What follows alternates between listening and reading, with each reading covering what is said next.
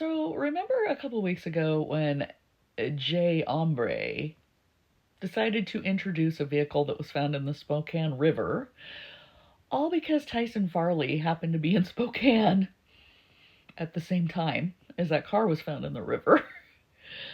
So this vehicle must somehow now be part of the Idaho 4 case. In case you don't remember, I'll refresh your memory here real quick. This is why everybody had such a hard time figuring out what kind of vehicle this was, because it's a hard one to figure out. But as he backs up, I want you to look at the two front headlights, and directly underneath them, you're going to see two round fog lights almost directly underneath the headlights. There's one right there. There you can see the other fog light underneath the headlight. Now as it backs up, listen close to the turbo whistle.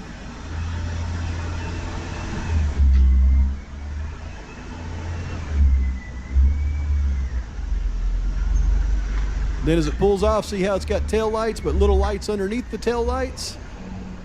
I'm going to show you what that is. That's a 2021 Kia Seltos SX Turbo, which brings me to this, which I've been trying to identify for months and months and months. And for some reason, I just had a hunch it had to have something to do with this thing. And it was the way this Kia emblem on the back is made into this little metal silver thing with the two lights on each side that gave me so much trouble, but finally helped me to determine that it was in fact a Kia Seltos. But this was found in the Spokane River on November 21st, 2022. It had been reported stolen, and I finally understand now its relevance to this case. And it took me figuring out exactly where this thing went into the Spokane River in relation to where the House of Charity is, where I believe that Mr. Farley was arrested the very next day. So here we are in downtown Spokane. Here's the Spokane River. Here is the iron bridge where they found that vehicle submerged. Here is the House of Charity. And it turns out that it's only 1.2 miles from that spot at the iron bridge where they found that Seltos submerged that was reported stolen.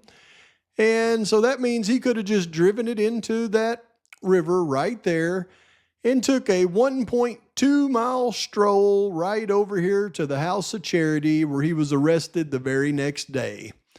Too much of a coincidence for me for all of that to match. So I sent in a FOIA request and ended up getting the incident report and the police reports on that stolen vehicle.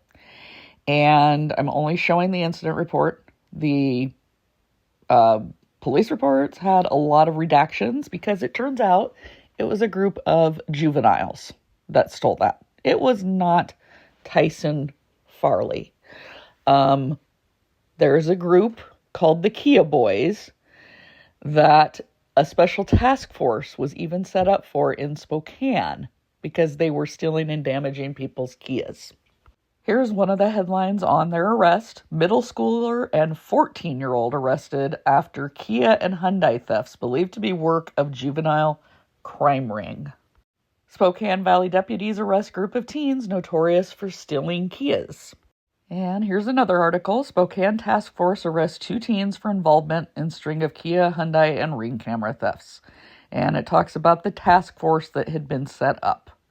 And they had been doing these crimes since 2022 into 2023 when they finally got caught. Now, the incident report and police reports did have the license plate number for that Kia, and I was able to look it up, and Jay Ombre is correct in that it's a Kia Seltos. However, it is not a turbo. So the turbos were the 1.6 liter engine, not the 2.0. And you'll see that this Seltos was the 2.0 liter 4-cylinder engine. And here is those specifications between the two different models. So obviously not the vehicle involved with anything. because it wasn't ditched by Tyson Farley. It was ditched in the river by a group of juveniles. And it also wasn't a turbo, so it wasn't the vehicle heard at Linda Lane. Sorry to burst your bubble. Again.